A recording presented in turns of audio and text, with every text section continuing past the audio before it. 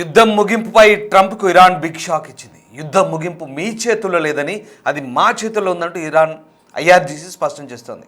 యుద్ధం ముగింపుపై యుఎస్లో స్పందించారు ట్రంప్. ఇప్పటికీ తాము అన్ని విధాలుగా గెలిచామని, అవసరమైన విజయాన్ని ఇంకా సాధించలేదంటూ ట్రంప్ చెప్తున్నారు. యుద్ధం త్వరలోనే ముగియవచ్చంటూ కూడా క్లారిటీ ఇచ్చారు. అయితే ట్రంప్ వ్యాఖ్యలపై ఐఆర్జీసీ స్పందించింది. యుద్ధం ముగింపు ట్రంప్ చేతుల్లో లేదని, ముగింపు తమ నిర్ణయం అంటూ కౌంటర్ ఇచ్చింది. అమెరికా, ఇజ్రాయెల్ తమపై దాడులు కొనసాగిస్తే ఇరాన్ నుంచి లీటర్ చమురును కూడా ఎగుమతి చేయమంటూ స్పష్టం చేస్తున్నారు.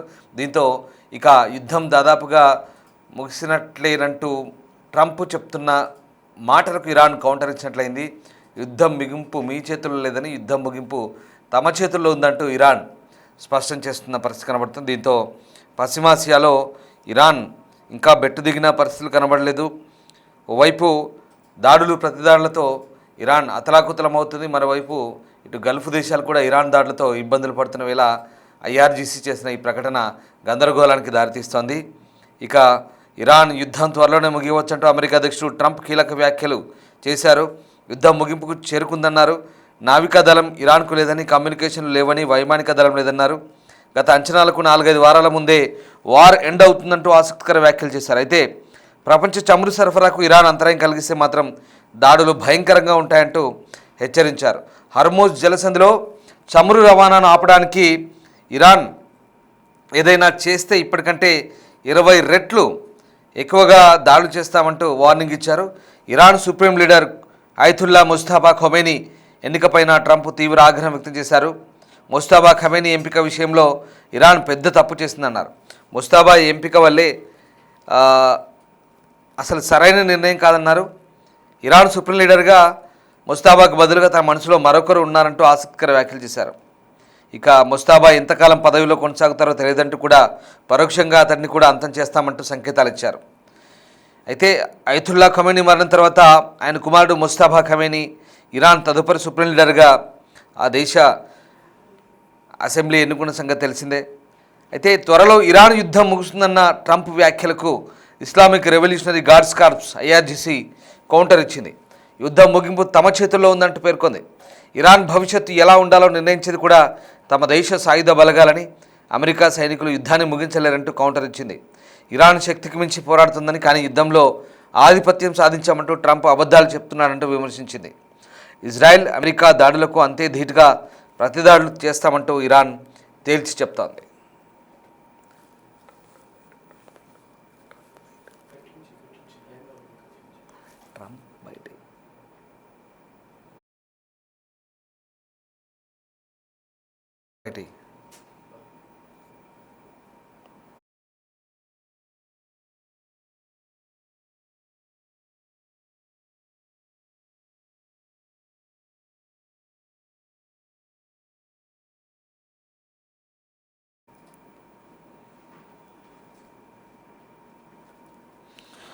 ఇరాన్ యుద్ధాన్ని ముగించడం గురించి అమెరికా అధ్యక్షుడు ట్రంప్ చేసిన వ్యాఖ్యలకు ఇరాన్ తీవ్రంగా స్పందించింది. యుద్ధం ఎప్పుడు ముగుస్తుందో అమెరికా కాదు, తాము డిసైడ్ చేస్తామంటూ ఇరాన్ రెవల్యూషనరీ గార్డ్స్ కార్ప్స్ చెప్తున్నారు. అమెరికా, ఇజ్రాయెల్ లక్ష్యాలపై సైనిక చర్యలు ఎప్పుడు ఆగిపోయాయో నిర్ణయించేది ఇరాన్ అన్నారు. Iran Islamic revolutionary guards corps ఈ ప్రాంతం సమీకరణాలు భవిష్యత్తు ఇప్పుడు ఇరాన్ దళాల చేతిలో ఉందని చెప్తున్నారు. సో ఇరాన్లో యుద్ధాన్ని ముగించడం గురించి ట్రంప్ చేసిన వ్యాఖ్యలకు తీవ్రంగా స్పందించింది ఇరాన్. యుద్ధం ఎప్పుడు ముగుస్తుందో అమెరికా కాదని, తామే నిర్ణయిస్తామంటూ ఇరానియన్ రెవల్యూషనరీ గార్డ్స్ కార్ప్స్ చెప్తున్నారు. అమెరికా, ఇజ్రాయెల్ లక్ష్యాలపై సైనిక చర్యలు ఎప్పుడు ఆగిపోయాయో నిర్ణయించేది ఇరానే అంటూ ఐఆర్జీసీ చెప్తోంది. ఈ ప్రాంతం సమీకరణాలు భవిష్యత్తు ఇప్పుడు ఇరాన్ దళాల చేతుల్లో ఉన్నాయంటూ కూడా చెప్తున్నారు.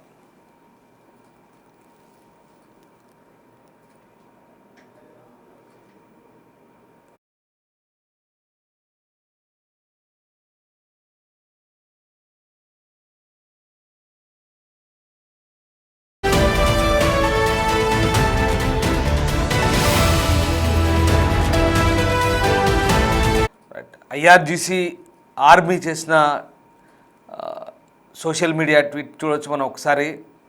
IRGC rejected several cease fire respects from Trump yesterday అంటూ, రిక్వెస్ట్ ఫ్రమ్ ట్రంప్ ఎస్టర్డే అంటూ ట్వీట్ సారాంశం.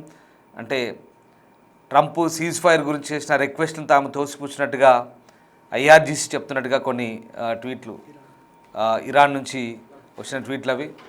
ఇక దానికంటే ముందు రిపబ్లిక్ పార్టీ సమావేశంలో ట్రంప్ మాట్లాడారు, అనేక అంశాలపై స్పందించారు.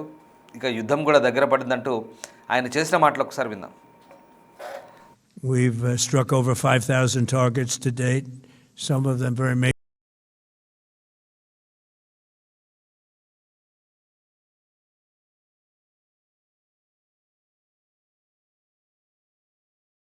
major targets, and we've left some of the most important targets for later in case we need to do it. If we hit them, it's going to take many years for them to be rebuilt, having to do with electricity production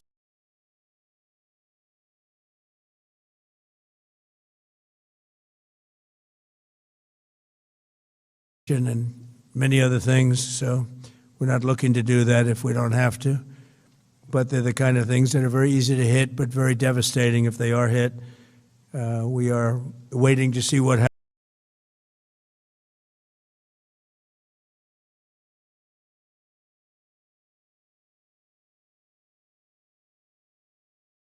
happens before we hit them.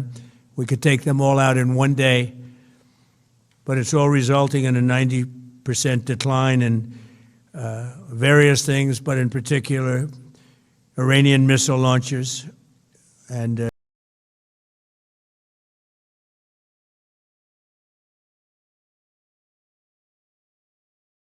3 drop in Trump drone media launches, సమావేశం as you know. నిర్వహించారు. విలేకరులతో మాట్లాడారు. త్వరలోనే ఇక యుద్ధం ముగింపు దశకు వచ్చిందంటూ చెప్తున్నారు. యుద్ధం ప్రారంభమైతే ఇరాన్ మరింత తీవ్ర దాడులను ఎదుర్కొంటుందంటూ ఆయన అన్నారు. అమెరికా, ఇజ్రాయెల్ సంయుక్త దళాలు తమ లక్ష్యాలను సాధించాయంటూ ట్రంప్ చెప్తున్నారు. కానీ మళ్ళీ చమురు వ్యవస్థకు ఆటంకాలు కలిగిస్తే కనుక ఖచ్చితంగా ఇక ఊరుకునేది లేదంటూ ట్రంప్ హెచ్చరిస్తున్నారు. యుద్ధం అనుభవం తర్వాత అమెరికాతో చర్చలు సాధ్యం కాదంటూ ఇటు ఇరాన్ విదేశాంగ మంత్రి ఈ వివాదంపై స్పందించారు.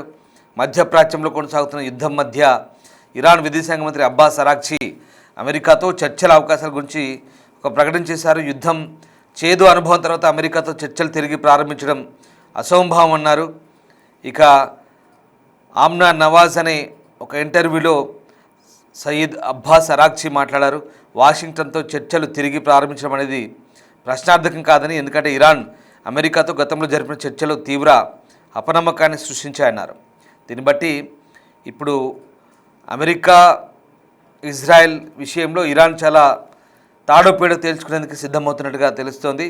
మరోవైపు అమెరికా ముందుగా దాడి చేయకపోతే కనుక ఇరాన్ ఒక వారంలోపు అమెరికాపై దాడి చేయగలదంటూ ట్రంప్ చెప్తున్నారు. ఇరాన్ వద్ద పెద్ద సంఖ్యలో క్షిపణులు ఉన్నాయని, అమెరికా, ఇజ్రాయెల్ సంయుక్తంగా మొత్తం మధ్యప్రాచ్యంపై పెద్ద దాడి చేయడానికి సిద్ధమవుతుందంటూ చెప్తున్నారు.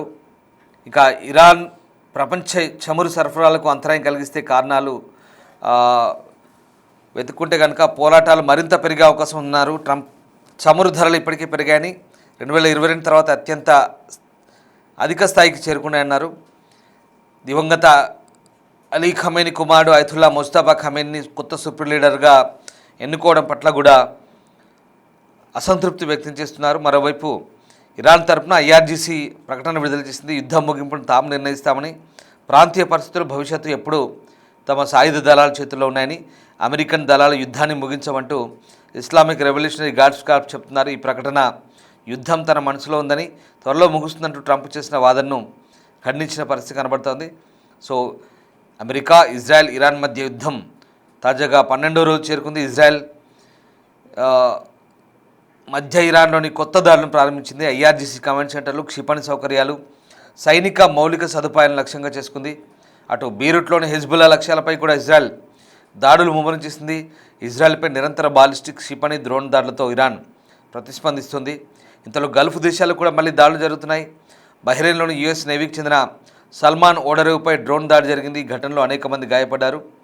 ఇరానియన్ డ్రోన్ క్షిపణి దాడులు కువైట్, యుఏఈలో కూడా జరిగినట్టుగా తెలుస్తోంది. సౌదీ అరేబియాలో ఒక యుఎస్ సైనికుడు మరణించాడు. దీంతో మరణించిన మొత్తం సర్వీస్ మెన్ సంఖ్య 8కి చేరింది. అమెరికా ఇరాన్లోకి భూ బలగాలను పంపదని, బేషరతుగా లొంగిపోవడమే ముందుకు సాగడానికి ఏకైక మార్గం అంటూ ట్రంప్ గతంలో చెప్పారైతే ఇరాన్ వెనక్కి తగ్గడానికి ఇష్టపడడం లేదు. పెరుగుతున్న చమురు ధరలు ప్రపంచ ఆర్థిక వ్యవస్థను ప్రభావితం చేస్తున్నందున ప్రపంచం మొత్తం ఈ యుద్ధాన్ని ప్రస్తుతం పరిశీలిస్తున్న పరిస్థితి కనబడుతుంది. ఏదేమైనా పశ్చిమాసియాలో పరిస్థితులు చేయి దాటిపోకముందే ఇటు యుద్ధాన్ని ముగించాల్సిందిగా అటు రష్యా అధ్యక్షుడు పుతిన్ కూడా అమెరికాకు సూచించినట్టుగా తెలుస్తోంది.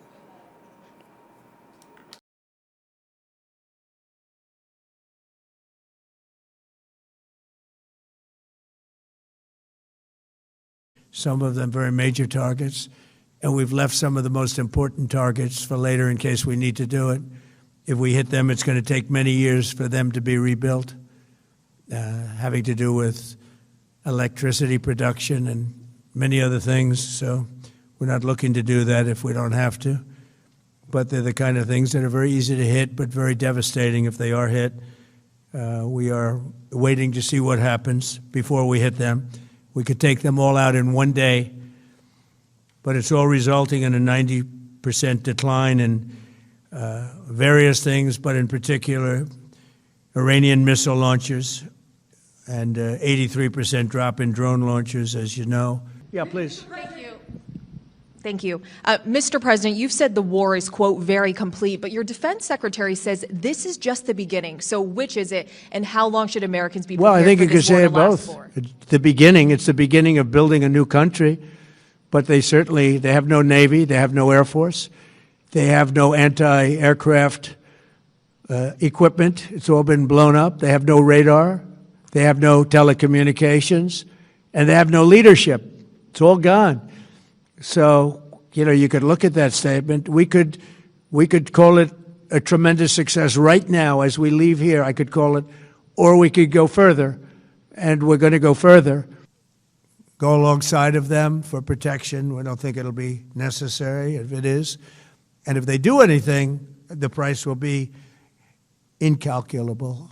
It will be so great that they will have wished they never did it. Because you have to keep the straits flowing. With all of that, it affects other countries much more than it does the United States. It doesn't really affect us. We have so much oil.